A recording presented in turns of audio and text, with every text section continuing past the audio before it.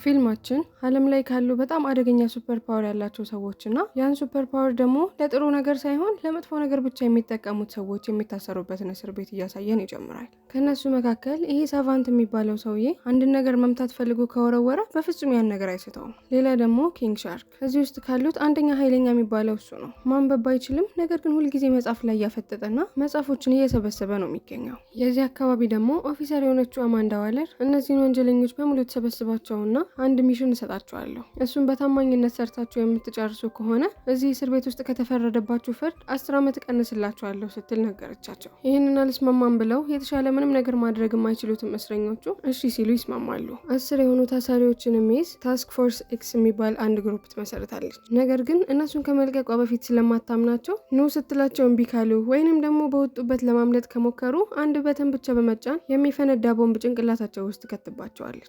ቀጣይ ሪክ ፍላግ የሚባለውን ሰውዬ ያሳየናል። እነዚህ የምንመለከታቸው ወንዶች እንዲሁም ደግሞ መጨረሻ ላይ የምናያት ሃርሊ ኩዊን ሜታ ሂውማን ወንጀለኞች እንዲሁም ደግሞ ኤሊያኖችን ራሱ የያዘ ግሩፕ ነው። ታዲያ አማንዳ በፕሮጀክተር ታበራና ምን ማድረግ እንዳለባቸው ትነግራቸው ጀመር። በሳውዝ ኦፍ ዩናይትድ ስቴትስ ላይ የሚገኝ ትንሽዬ የሆነች አይስላንድ አለች። የሚመራው ደግሞ በሄረራ ቤተሰቦች ሲሆን ድንገተኛ የሆነ ጦርነት ይከሰትና ሉና ሙሉ ለሙሉ የሄረራ ፋሚሊዎችን ይገለውና ፓወሩን ለራሱ ይቆጣጠራል እና እነዚህ ሉናዎች አይስላንዱን በሚቆጣጠሩበት ጊዜና አሜሪካን የሚጠሉ ስለነበር ሙሉ ሀገሩ ለራሱ መስጋት ይጀምራል። ታዲያ እዛ አይስላንድ ውስጥ ጆተንሃይም የሚባል በጣም ትልቅ የሆነ ሚስጥራዊ ላብራቶሪ አለ። እዛ ላብራቶሪ ውስጥ የሚሰሩት ነገሮች ደግሞ ለትንሽ ጊዜ ዝም ከተባሉ በአንድ ጊዜ ሀገሩን በሙሉ ድምጥማጡን ማጥፋት የሚችሉ ነገሮች ናቸው። ስለዚህ አሁን እነዚህ 10 የተመረጡት ሰዎች ወጥተው ማድረግ የሚጠበቅባቸው ብቸኛ ነገር ወደዛ ላብራቶሪ በመሄድ ድምጥማጡን ማጥፋት ነው። ግሩፖቹ ሄሊኮፕተር ይሰጣቸውና ወደ አይላንዱ እየበረሩ ይሄዳሉ።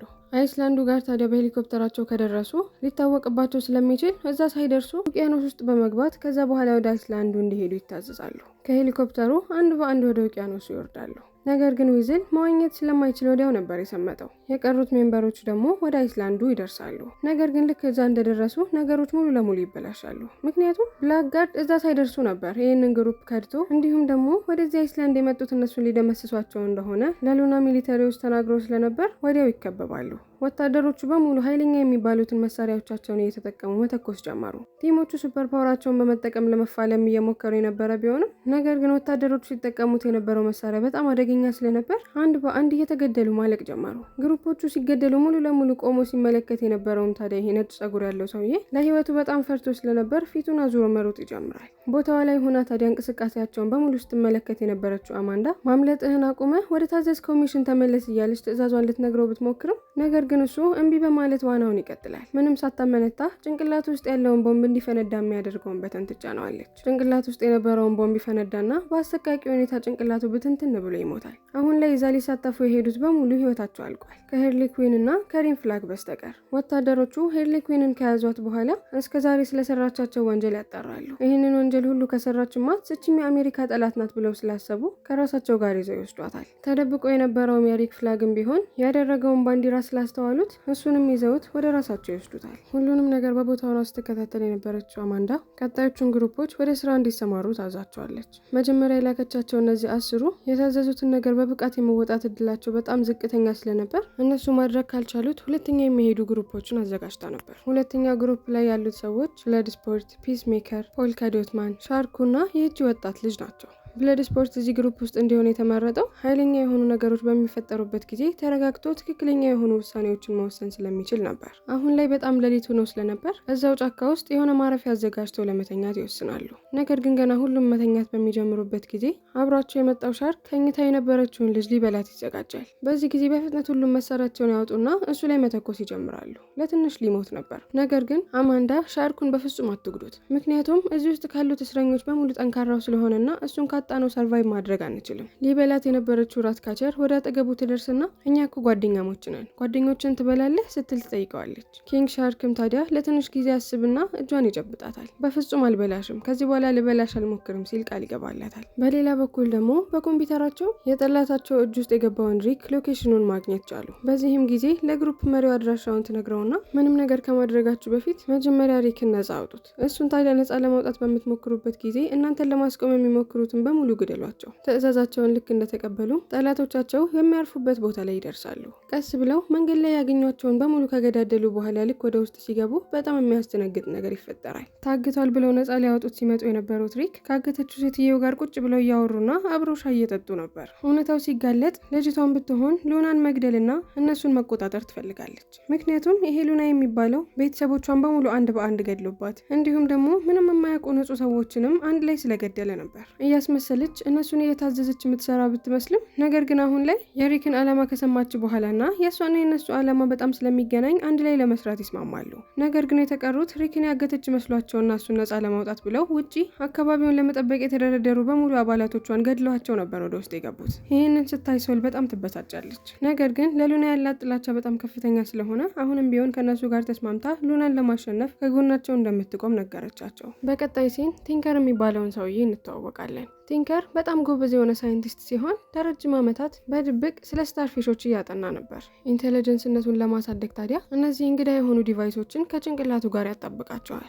እዛው ስለ ሁኔታው እየተመለከቱ ያሉት ታዲያ ጀነራል ሉናዎች በቆሙበት ላለፉት 30 ዓመታት ምንነቱ ስለማይታወቅ ኤሊያን ስታርፊሽ እያጠናውኝ ነበር። ይሄ ፍጥረት እንደ ኖርማል ስታርፊሽ አይደለም። በምታስፈራሩት ወይንም ደግሞ በምታሰቃዩበት ጊዜ ለመቁጠር ከሚከብደን በላይ አይነት መጠን ያላቸውን ስታርፊሾች ያመርታል። በሰዓቱ ፊት ለፊት ካገኙት ሰው ፊት ጋር ይጣበቃሉ። ፊታቸው ላይ ከተጣበቁ በኋላ ደግሞ የነዛን ሰዎች ሙሉ ለሙሉ የጭንቅላት ኮንትሮላቸውን መቆጣጠር ይችላሉ። የሚቆጣጠሩት የሰዎች ጭንቅላት በጨመረ ቁጥር የእነሱም ጥንካሬ እየጨመረ ይመጣል። ከ30 ዓመታት በፊት ስለነዚህ ነገሮች እያጠናውኝ ስለቆየው እኔ ነኝ እነዚህን በደንብ አድርጌ መቆጣጠር ምችለው። ጀነራል ሉና ታዲያ ይህንን በሚሰማ ጊዜ በቃ ከኔ ጋር ለምን አትሰራም እንስማማ በማለት እጁን ይዘረጋለታል። ከሱም ጋር አብሮ መስራት የፈለገበት ምክንያት እነዚህን ኤሊያኖች ተጠቅሞ የተወሰኑ ሰዎችን ብቻ ሳይሆን ጭንቅላት መቆጣጠር የፈለገው አቅሙን አሳድጎ የዓለማትን ሰዎች በሙሉ ከቁጥጥሩ ስር ማስገባት ስለሚፈልግ ነበር። በተመሳሳይ ሰዓት ደግሞ የታገተችው ሄርሊ ኩዊን መሬት ውስጥ ታስራ ነበር። እዛው እያለች በጣም የሚያምር ቀሚስ ይወረውሩላታል። መኪና ውስጥ ሜካፓን እያስተካከሉላት ሉና ሰውየውን ራሱን እንድታገኘው ወደሱ ይወስዱታል። ካገኘችውም በኋላ ከአሜሪካ ጋር ስትፋለሚ ስለነበር የእኛ ቲም አንቺን እንደ ጥሩና እንደ አሸናፊ ነው የሚያዩሽ። በቅርቡ ታዲያ ሄርሊና ሉና አንድ ላይ ጊዜ እያሳለፉ እያወሩና እየሳቁ እርስ በርስ በጣም ይግባቡ ጀመር። ብዙም ሳይቆዩ ከእሱ ጋር ወደፊቷን እንዴት ያማረ አድርጋ እንደምታሳልፍ ማለም ጀመረች። ነገር ግን የሆነ ሰዓት ላይ ትንሽ እያወሩ እያለ ሉና ስለ እውነታው ማውራት ይጀምራል። ይህንን አካባቢ በደንብ መቆጣጠር ስለፈለግኩኝ የብዙሀን ቤተሰቦችን እስከ ልጆቻቸው ገድዬ ጨርሻለሁ። ይህንን ስትሰማ ሀርሊ በጣም መንቀጥቀጥ ትጀምራለች። የራሱን ጥቅምና ስልጣን ብቻ ለማግኘት ሲል የንጹሃኖችን ነፍስ ለመግደል የማያመነታ አይነትን ሰው አግብታ ወደፊት ስትኖር ራሷን ኢማጅን ማድረግ አቃታት። ሳታመነታ ደብቃ የነበረውን ሽጉጥ ታነሳና ተኩሳ ትገለዋለች። ወዲያው የሉና ወታደሮችና ጋርዶች በሙሉ ወደ ውስጥ ይገቡና ሽጉጥ እሷ ላይ በሚደቅኑበት ጊዜ ነገር ግን እሷ በጣም የሰለጠነች ስለነበረች በያዘችው ሽጉጥ እያንዳንዳቸውን ለመግደል ጊዜ አልፈጀባትም ነበር። ስራውን ልክ እንደጨረሰች ከፎቁ ትወጣለች። ልክ ታክሲ ውስጥም እንደገባች ዞር ብላ ስትመለከት እሷ ከታገተችበት ቀን በተመሳሳይ አብሯት የታገተውም ሪክ ከአንድ ጓደኛው ጋር ሆኖ እሷን ለማዳን ካለችበት ክፍል በመስኮት ለመግባት ሲንጠላጠሉ ታገኛቸዋለች። በፍጥነት ወደ እነሱ ሂዳ ምን እያደረጋችሁ ነው ስትጠይቃቸው አንቺን ልናድን ነው የመጣ ነው ሲሉ ይመልሱላታል። እሷን ለማዳን ሰው ተጨንቆ እሷ ወዳለችበት ቦታ እንደመጣ ስትሰማ በጣም ልቧ ይነካና እያለቀሰችና አመሰግናለሁ እያለች ታቅፋቸዋለች። አሁን ላይ ግሩፖቹ ቲንከር የሚባለውን ሰውዬ አግተውት ስራውንና ጥናቱን የሚያጠናበት ቦታ እንዲወስዳቸው እያስገደዱት ነው። ፕላናቸው ቀላልና ግልጽ ነበር። ላብራቶሪው በየቦታ የሚፈነዳ ቦምብ ካደረጉ በኋላ ሙሉ ላብራቶሪውን አፈንድተው ውስጥ እስካለው ስታርፊሽ አንድ ላይ አፈንድተው ዓለምን ነጻ ማውጣት ነበር። እንዳቅዳቸው ወደ ውስጥ ከገቡ በኋላ ሲመለከቱ በጣም ብዙ የታሰሩ ሰዎችና ፊታቸው ላይ ደግሞ ትንንሽ የሆኑ ስታርፊሾች ተጣብቀውባቸው ያሉበትን ቦታ ራሱ አያውቁም ነበር። ታዲያ የነሱ ኢነርጂ በሙሉ እየተመጠጠ የሚወሰደው ለትልቁ ስታርፊሽ ነበር። እሱም የነሱን ኢነርጂ እየተጠቀመ ራሱን ከጊዜ ወደ ጊዜ በጣም ትልቅ እያደረገ አሁን ላይ ግዙፍ ሆኖ ትልቅ መስታወት ውስጥ ተቆልፎበት ነበር። በዚህም ጊዜ ቲንከር እስካሁን ድረስ ደብቋቸው የነበረውን እውነታ ማውጣት ይጀምራል። ይሄኛው ስታርፊሽ ፕሮጀክት የዚህ አይስላንድ ሳይሆን የአሜሪካ ነበር። ከዓመታት በፊት የአሜሪካ አስትሮናቶች ጨረቃ ላይ በወጡበት ይህንን ስታርፊሽ ያገኙታል። ወደ ምድር ይዘውት ከወረዱ በኋላ ታዲያ የአሜሪካ ገቨርንመንት ኤክስፐሪመንቱን ሲያደርግ ዝም ብሎ ቦታ ላይ ከሆነ ይህንን የሚመራመሩትና የሆነ ልክ ያልሆነ ነገር ከተፈጠረ ዓለም አደጋ ላይ ትወድቃለች። ስለዚህ ሰው ብዙም የማይኖርበት አይስላንድ ከመረጡ በኋላ እዛ ቦታ ላይ ስለዚህ ፍጥረት በደንብ ለመመራመር ይወስናሉ። ነገር ግን በመሀል ጀነራል ሉና ኮንትሮሉን በሚቆጣጠርበት ጊዜ የአሜሪካ ገቨርንመንት በጣም ይደናገጣል። ሉና አሜሪካን ስለሚጠላ የአሜሪካን ሚስጥር በማጋለጥ በዓለም ያዋርደናል ብለው ነበር። ይሄኛው ትልቅ የሆነው ስታርፊሽ ደግሞ በአሜሪካ ክሬት እንደተደረገ ማንም ማወቅ የለበትም። እናንተም ብትሆኑ ወደዚህ የተላካችሁት የማስረጃዎቹን ድምጥማጥ እንድታጠፉ እየተለጣጠፉ ነው። በዚህ ጊዜ ሪክ ፍላግ በጣም ይናደድና የዚህን ነገር ሁሉ ማስረጃ የሚይዘውን ዳታ ከኮምፒውተሩ ነቅሎ ይወስደዋል። አሁን ላይ ሪክ የአሜሪካን በጣም ከባባድ የሚባሉ ሚስጥራቶችን በሙሉ ለማጋለጥ ቆርጦ ተነስቷል። ነገር ግን በድንገት ፒስ ሜከር ይመጣል። አማንዳ ያስከውን ነገር እንዳመጣ አዛኛለች፣ ቶሎ ብለህ ስጠኝ ሲል ያዘዋል። ወዲያው በጣም ኃይለኛ የሚባል ድብድብ ውስጥ ይገባሉ። ወዲያው ፖል ካዶትማን የሚባለው ሰውዬ ደግሞ ይመጣና ብዙ አይነት ከለር ያላቸውን ቦምቦች ይወረውራል። ትልቅ የሚባል ፍንዳታ በቦታው ሲከሰት ታዲያ ህንፃው ሁለት ቦታ ይከፈልና መሬት ላይ እየተደረመሰ መውረድ ይጀምራል። በትልቅ መስታወት ታዲያ ተቆልፎበት የነበረው ስታርፊሽ ራሱ ነፃ እንዲወጣ አደረጉት። እሱም ታዲያ ልክ ነፃነቱን ሲያገኝ መጀመሪያ ያደረገው ነገር ቢኖር ሚስተር ቲንከርን በአሰቃቂ ሁኔታ መግደል ነበር። በተመሳሳይ ሰዓት ደግሞ ሪክ ፍላግ እና ፒስ ሜከር እስካሁን ድረስ የጦፈ ድብድባቸው ላይ ናቸው። በመጨረሻ ታዲያ ፒስ ሜከር ያሸንፍና ሪክን ይገለዋል። በዛች ቅጽበት በአካባቢው የነበረችው ታዲያ ሴቷ መሬት ላይ የወደቀውን ዳታ ይዛው እየሮጠች ትወጣለች። ነገር ግን ከዛ ብዙም ሳትርቅ ነበር ፒስ ሜከር ይዞ ከመሬት ጋር ያጋጫት። ወዲያው ብለድ ስፖርት በቦታው ይመጣና ሽጉጡን ሲተኩስና ፒስ ሜከርም በተመሳሳይ ሰዓት ሽጉጡን ይተኩሳል። በዚህ ጊዜ ሁለቱም የተኮሱት ሽጉጥ መሀል ላይ ይገናኝና ነገር ግን የብለድ ስፖርት ሽጉጥ በጣም አደገኛ ስለነበር የፒስ ሜከርን ሽጉጥ በመሀል በስቶ ይገባና አንገቱ ላይ ገብቶ ይገለዋል። የላብራቶሪው ህንፃ ታዲያ በከፍተኛ ፍጥነት ስለሆነ እየፈረሰ የነበረው ውስጥ የነበሩት ሰዎች ራሱ ከዛ ማምለጥ ከብዷቸው ላያቸው ላይ ነበር የተደረመሰባቸው። ያ ትልቅ የሆነው ስታርፊሽ ቢሆን አሁን ላይ ሙሉ ለሙሉ ነፃ ወጥቷል። እነዚህ ሁሉ ወታደሮች የመጡትን ግሩፖች ሊገሏቸው የነበረ ቢሆን ነገር ግን አሁን ላይ ሁሉም ፎከሳቸውን ስታርፊሽን ለመግደል ይጠቀሙት ጀመር። የያዙትን ሽጉጥ ሙሉ ለሙሉ እሱ ላይ አድርገው እየተኮሱበት የነበረ ቢሆንም ነገር ግን ስታርፊሹ በጣም አደገኛ ስለነበረ የእነሱ ሽጉጥ ማለት ለሱ ምንም ነበር። ወዲያው ትልቁ ስታርፊሽ በጣም ትንንሽ የሆኑ ስታርፊሾችን እያመረተ መልቀቅ ይጀምራል። የተለቀቁት ትንንሽ ስታርፊሾች ታዲያ እየተኮሱ የነበሩት ወታደሮች እንዳለ ፊታቸው ላይ እየሄዱ ይለጠፋሉ።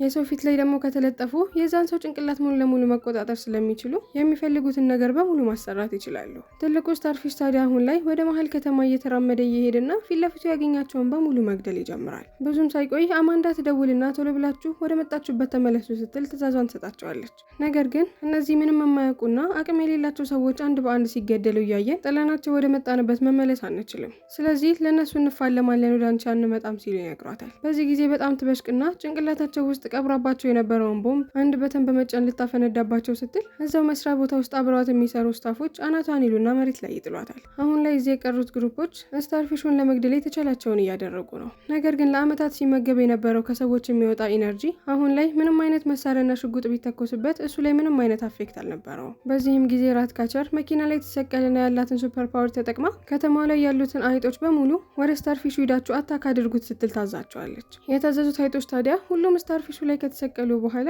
ሰውነቱን አንድ በአንድ መበጣጠስ ይጀምራሉ። በዚህ ጊዜ ሄርሊ ምንም አይነት ጊዜ ሳታባክን ስለት ነገር በመያዝ ወደ ስታርፊሹ አይን ትገባለች። ልክ እሷ እንደገባች የገባችበትን ቀዳዳ በመጠቀም አይጦቹ በሙሉ ተከትሏት ወደ ውስጥ ይገባሉ። ውስጥም እንደገቡ ሴሎቹን በሙሉ ስለበጣጠሱለት በመጨረሻም ትልቁ ስታርፊሽ አልቻለም ነበርና በጀርባ ይወድቃል። ልክ ስታርፊሹ ታዲያ በሚሞትበት ጊዜ ፊታቸው ላይ ተለጥፎባቸው የነበሩት ስታርፊሾች በሙሉ ራሳቸውን ስተው ወደ መሬት ይወድቃሉ። አሁን ላይ የታዘዙበትን ሚሽን አንድ በአንድ አጠናቀዋል። በተመሳሳይ ሰዓት ደግሞ ዋና ባለመቻሉ ምክንያት ውቅያኖስ ውስጥ ሰምጦ የነበረው ዊዝል እንዳልሞተና ራሱን ከሳተበት አሁን እንደነቃ እንመለከታለን። ፒስ ሜከርም ቢሆን ሆስፒታል ገብቶ ትልቅ የሆነ ክትትል እየተደረገለት እንዲሁም በህይወት እንዳለና እንዳልሞተ እናያለን። ፊልማችን እዚህ ጋር ያበቃል። ከተመቻችሁ ሰብስክራይብ፣ ያልተመቻችሁ ነገር ካለ ደግሞ ኮሜንት ላይ አስቀምጡልኝ።